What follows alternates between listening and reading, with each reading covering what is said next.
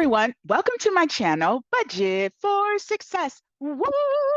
Good morning, or good afternoon, or good evening, whatever time you are dialing in. Welcome to Smart Money Tuesday. Woo, woo, Smart Money Tuesday. This is my favorite time of the week. So what are we going to talk about today? Oh, I got a good topic for you. So let's get started. Shaboom! All right, we are talking about 7 tips for building an abundance fund. See, most of you call it an emergency fund, but I'm calling it an abundance fund because we want to live and feel abundant. We don't want to exist in a state of emergency that we have to always focus on saving for an emergency. So we are building an abundance fund of what? 100K. Yes, even if you have limited funds, no excuses, okay? I am here to tell you that I don't care. You can achieve it if you can believe it and receive it. All right. So let's get started. Tip number 1 is to set a realistic goal. And you go, wait a minute, you just told me to set a goal for 100K, and now you're telling me to set a realistic goal. Yes, because I need you to set an initial goal that you can wrap your head around. So it may be, I want to save $100 this week. Okay. I need you to set a goal that you can wrap your head around and know I can achieve it easily. I can give up Starbucks and put money aside, and I can get to $50. I can get to $100. So I want you to do a series of short-term goals. Okay. That's how you get to the 100K. You don't go, oh, I want to be at 100K. And then you get discouraged 3/4 of the way in because you don't see the progress as significant, right? Because it takes a while to get to 100K. So I want you to set small goals. They're series, they're short-term goals, and then you get excited. So you're going to put them in increments. Okay. So once you get to $50 and you set that goal for 100, then 250, right? Then you go, okay, my next goal is to have $500 in the bank, in my abundance fund. That's the assignment. Okay. Then when you get to $500, you celebrate. Woo! Okay, now I want to get to $1,000. So I'm gonna do a bunch of small savings challenges. I'm going to put small increments of money here and there, but I'm going to work my way to $1,000, right? Now, for some people, they want to set a goal, like a timeline, like it has to be done by this date. Okay, if you need that to stay accountable, then I encourage you to do it. However, for myself, I did not set a timeline because I would feel discouraged. So I focused more on what I wanted to achieve, which were those benchmarks, right? First 100, then 500, then 1,000. That's all I focused on. And the truth is, when I did get to 100K, I had no idea how long it took. Like I had to go back into looking at spreadsheets and budgets that I had set up and memos and journals that I had written in where I said I wanted to have 100K. And I had to go look at the date to realize, oh, wow, it took about 7 years to get to 100K. But I didn't care at the time. I just knew what I wanted and I knew what I was focused on. And I didn't set any timelines. If I had set a 5-year timeline, I would have felt defeated, like I didn't achieve it. If I had set a 10-year goal, I'd have been like, girl, you're a superstar. That's what you are. But you know what? If I had set a goal for 10 years, maybe it would have taken me 10 years when I could have done it in 7. So it's up to you. But for me, I did not set a timeline. I just set focus on my goal. Okay, tip number 2. Boo, track your expenses. Oh, I don't want to do that. I know you don't want to see where you're spending your money, but it is important to see where you're spending your money. Not for the purpose of feeling bad that you spent money here and there and there. I want you to download all your expenses. If you use a debit card, swiper, no swipey. If you use a debit card, I want you to download all of your expenditures, okay? And I want you to look at where you are spending your money. What categories are you spending your money in? And then I want you to set up your own budget for those categories. And so if you spend money on gas, you go, okay, how much do I want to allow myself to spend money on gas for the month? And then figure out a way of how to limit yourself to that. Okay, so if you say I have $60 that I'm going to spend on gas every 2 weeks, then when you go to the gas station, just put $60 in. Boom, now you know you only spent $60. Or you pull the cash out and then you have the cash in your hand. And when you go to the gas station, you only spend $60. Okay. But set up those budgets for those amounts. And how do you know which amount is a good budget? Go back and look at your expenditures, run a whole list of expenditures. You can download them. Most banks allow you to download all of your transactions, sort them by categories, okay? And if you don't know how to do that, then just get a piece of paper and look on the computer screen, open up your bank and look at the transactions and write down each category. Oh, Panera Bread, that was eating out. Put it under eating out. Get a page for every category and put all the money that you spent and then add it up with a calculator and come up with this is how much money I spent, but this is how much money I think moving forward I'm going to limit myself to spending. And then find a way to limit yourself to those expenditures. I.e., getting cash out specifically for that category and designating it in an envelope that this is only eating out, this is only gas, this is miscellaneous spending. And so you limit yourself that way. Or if you have a debit card, do the old fashioned way. My mother used to have a check register and she would write down every single transaction. So she kept up with, it's funny, all these old practices, they are things that we should have kept going and not let go of, right? But we went to debit cards, so we then, oh, we don't need a check register. Yes, you do. You need to write down what you're spending because you will, before you know it, you don't realize you've spent all the money that you had designated, and now you're dipping into other categories. So write it down in a check register. Do whatever works for you, or actually limit your purchase. So if you say, I'm only going to eat out twice a week and I'm only spending $25, okay, that's your limit. Don't swipe more than $25. But you be the regulator of your finances. Why? Because you are the CFO. That's right. I gave you that title. You're the CFO of your business, your personal finances. That's right. You are the chief financial officer. And so you're designating how much you're spending for your transactions. All right. You would be surprised. Small adjustments make a difference over time because if you don't spend that money, then you get to allocate it to savings, which brings us to tip number 3, which is create a value-based budget. I talked about value-based budgeting in detail in a previous Smart Money Tuesday. If you did not hear it, please go check it out because it's good information about value-based budgeting. So I won't go into detail for that topic here, but I will tell you value-based budgeting is simply you deciding what is of value to you. If you're watching this video, I already know saving $100,000 is of value today of you, okay? So that is something you hold as a high priority. So when you do budgeting, that needs to be top, right? After probably paying the mortgage or the rent and utilities, the value-based budgeting says that saving that 100K is going to be really quick, like on the list, really high on the list. It's a high priority.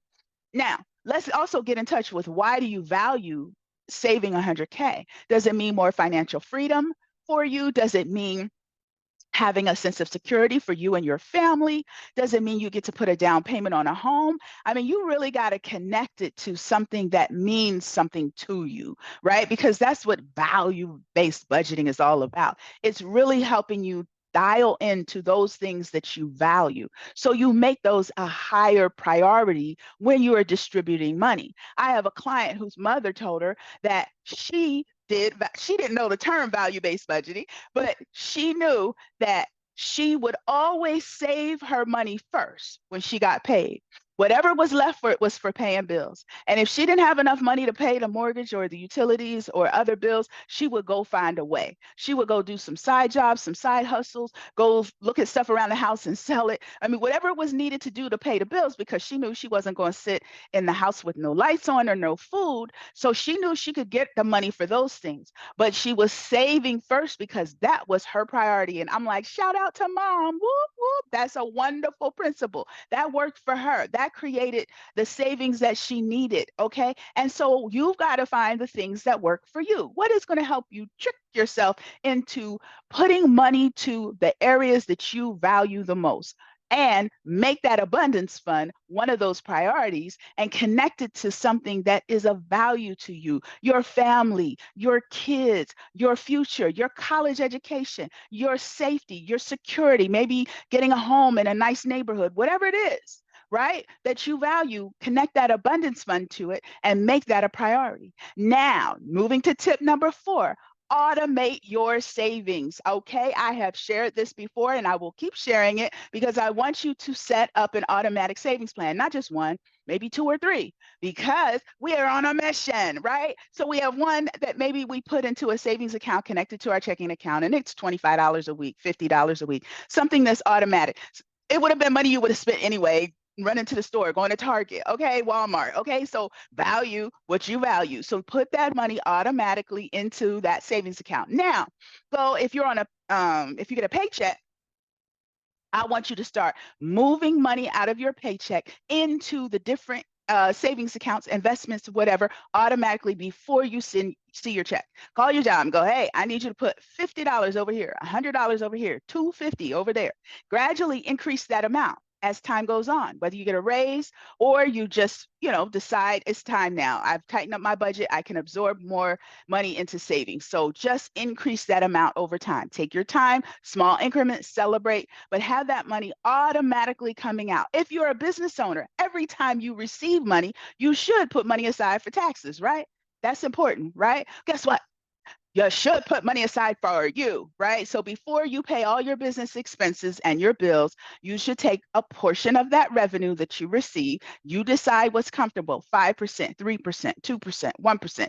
10%, whatever amount is comfortable for you, and automatically put it into savings. Don't even think about it. It just goes into savings, right? Then whatever you have left is what you have to work with for operating your business. And if you need to make cuts, you need to make cuts. Or if you need to get on your hustle and start generating more income, do what it takes to make ends meet, but make that savings automatic. That's how you get to the 100K, right? Is setting up some things that are just automatically done where you don't have to think about it.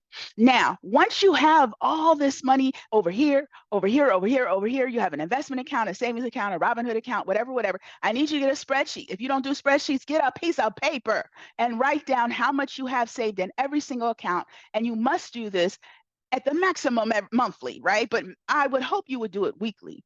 Or if you're overzealous, do it daily. I don't care. Just do it. So you write down all the money you have saved. And if you find that you have $5,000 in total saved, now you give it an assignment. It can't all go to the abundance fund. I'm sorry, guys, you're living life, okay? So things come up. You've got to have money set aside for car maintenance. You have to have money set aside for things that go boop around the house because they will happen, okay? You have to set money aside for maybe college if you have kids, or college for you. Maybe a down payment on a home.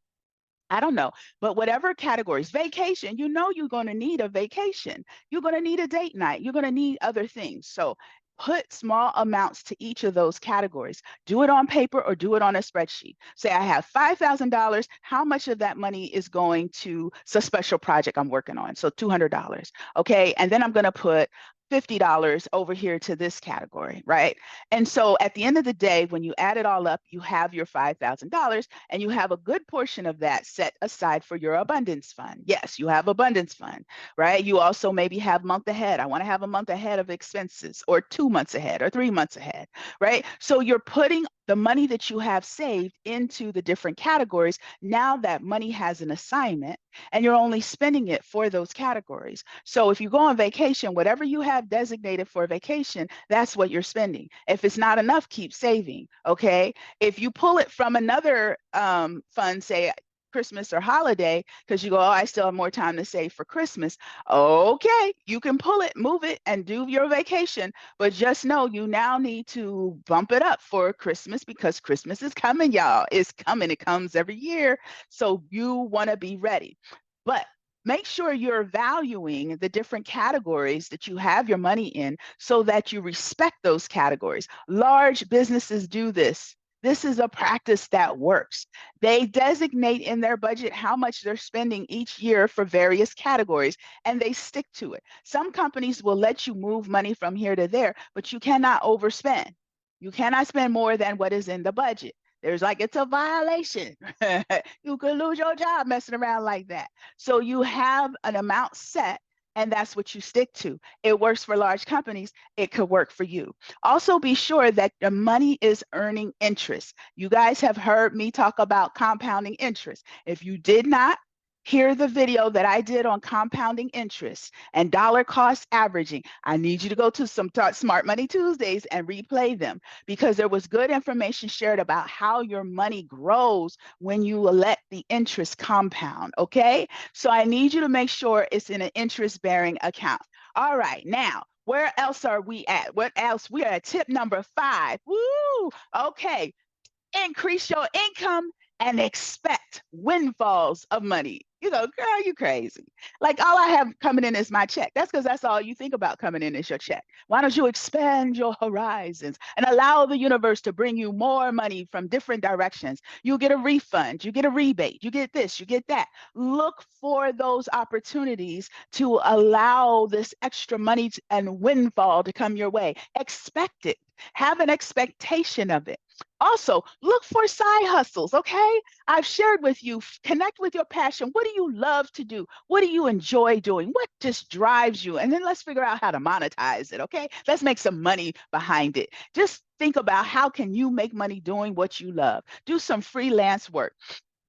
Also, don't forget your job. If you are in a job, figure out how to increase your pay, whether it's good performance, whether you apply for a higher job, you get promoted, whether you change companies because they pay more over here, or if you're self-employed, start looking at what should you be charging for your services? Should you increase it? You've worked now so much, you've created value. Now is it time to raise your rates? All right, let's look and see what is the market charging? What are other people charging? Where do you think you should be in the whole scheme of things? But how do you give yourself a raise and get more money? Not so that you can spend more. You want to get more money so you could save more. That's the objective, right? You may spend some of it because you go, well, I worked hard. She works hard for the money. Yes, so hard for the money. Ooh, sorry, digress. But you worked hard for that money. So some of it, yes, you want to spend, whether it be on vacation or for self-care, whatever the case is. But listen to me, the difference of that increase in pay, a good portion of it needs to go towards the abundance fund, that 100K, because we're on a mission. We have a goal. We're trying to get somewhere, and every little bit helps. Oh, yes, yes, yes, yes. Now, if you get unexpected money, like a tax refund or a bonus, you get gifts. People give you gifts for birthday, and what do? You spend it. You go, it's my birthday. I should spend it. Don't spend all of it. Save some of it. Put it in your abundance fund. If you go to the store and you get a refund, many times they'll sometimes give you cash. If they put it on your debit card, immediately take that money and transfer it over into your savings account. It wasn't money you were anticipating anyway. When you get that cash, put it in an envelope. And when the envelope gets full, take it to the bank and put it into the savings account. So every bit of money that comes your way, you want to save. Which brings me to tip number 6, which is my favorite tip. Keep the change. Cha-ching! Yes, keep the change. Listen, I switched to a cash basis for my regular spending long time ago because I realized me swiping that debit card did not work. Swiper no swipey. So I switched to cash, and I use cash whenever I go to the store, whether I'm buying groceries, whether I'm buying just miscellaneous stuff like chips, whether I'm getting gas, whatever. I'm getting my hair done, I spend cash. I go to the beautician and get a facial, I spend cash. I spend cash for various expenses. Whenever I get change back, whether it's a dollar or coins, I save it. Keep the change. It adds up. Earlier this year, I had over $500 in cash, and I was ecstatic how much that money saved up. I have money right now. I'm doing a keep the change challenge that I've been giving everybody an update that I haven't taken to the bank yet. And it's over $400. Okay. So keeping the change works. I don't care what you say, it works. So keep your change, collect miscellaneous amounts of cash. Get on the lookout. I see money all the time, everywhere. I found money in the dryer. I found money on the ground. I found money just sitting around the house. Nobody claims it. I do. It's the France fund. That's what it's going. I'm like, oh, they left that there for the France fund. They left it for me to pick it up. Every dollar matters, right? So I pick up spare change everywhere. I see money on the ground. I will pick it up. My husband gets so frustrated with me. He's like, why are you bending down, picking up that coin off because money, pennies make dollars and dollars make sense. Yes, yes, yes. So also, if you are on a cash basis and you don't spend all of your money, or if you're on a debit card basis and you get paid, whether it's through your business or you get paid from your paycheck, and there was money left over from your previous pay, don't just leave that money there and spend it. Don't just take that cash to go, oh, I have extra for the next week to spend. No, You get new amounts allotted to you because you're the CFO and you decide how much you get every paycheck or every time you make money, you decide how much money you get. So use that money as a new allotment of money. That's a new week's worth of spending. The money that was left over goes to your abundance fund. Yes, that's right. 100% goes to abundance fund. You have $20 left over, you have $1 left over. You have the whole amount. You go, oh my gosh, I didn't spend any of it. Goes to the abundance fund. Yes, yes, yes, yes. Anytime you have any money left over, I budgeted a certain amount for Amazon and then I kept carrying that amount over because I didn't spend it. Y'all, you saw one of the videos I did. I took that money. I said, why do I keep carrying over this money for Amazon? I didn't spend it. I'm going to get a new amount for Amazon each pay. So guess what I'm going to do? I'm going to save that money. I'm going to cash stuff that money. I ended up finishing a whole bunch of savings challenges because I took that money. I kept rolling over for Amazon thinking, oh, I might need something later. So I'll just hold on to the money. Oh, I might need something later. And then I didn't spend it. Okay, if you don't spend it, great. Put it in the abundance fund. The abundance fund is calling your spare change. Okay, the abundance fund is hungry. It needs to be fed. So give it small amounts of money and watch it grow, and make sure it's in an investment or an interest bearing account so that it can have compound interest. All right. Over time, that small amount will accumulate into a substantial amount. I promise you that. Tip number seven, my final tip is that you stay committed. You guys, I was on a mission and it took 7 years. And some would say, wow, that's a long time. And then others would say, wow, it was less than 10 years. You're amazing, right? Everybody has a different time frame, a different perspective. But here's what's required. Regardless of what your view is, you got to stay committed. You have to maintain discipline and stay committed to your goal. You have a savings plan in place, follow it. All right. View your progress and celebrate along the way, even if some months you have a downside. I mean, our investments hit hard in August because the stock market was doing its thing. And I guess what I did when it did its thing, I called my financial advisor and I said, take money out of the money market and put it into the stock market, put it into my investment. I sure did. I called them and took money out of the money market and put it into investment because the stock market was down. It was sucked. It was bad. We took a huge loss. But guess what? When the market went back up, that money that I invested at the lower rate is now worth more because now the market went back up. And the market does this. It always goes ups and down, up and down, up and down. But the thing is, many times it still goes up over time. Now, you want a financial advisor to make sure you're in the right investments, okay? Because some investments, they do go belly up. So if you're investing in individual stocks, you have more of a risk. So you have to be more strategic. You got to know when to take your money and run. If you have your money in long-term investments, then just let it ride. But seek a financial advisor to help you with it. But the real thing is, you may need to make adjustments along the way, and that's what they're there for. The financial advisor will help you make adjustments. You may find, oh, I am spending too much money. I had that revelation. I had been really working on growing my business, and I said, you know what, Onyx, you're putting quite a lot of money out there to grow your business. Let's scale it back a little bit for a couple of months, all right, so we can let this thing catch up. So that's what you have to do. You have to talk to yourself because you're the CFO. Nobody's going to tell you it's time to make adjustments but you, because you're in charge, okay? So make adjustments where you mean to, but stay focused. Listen, building an abundance fund when you have limited funds, it may seem like it's impossible, but it isn't. It just requires discipline and smart planning, okay? So I'm giving you these tips. Now you just need to follow it.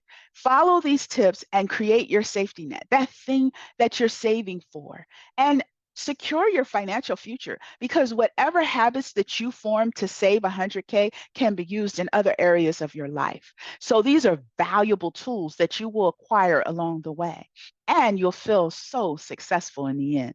And whatever that goal is that you had before you, you will know you had accomplished it. I believe in you and I believe you can make it happen.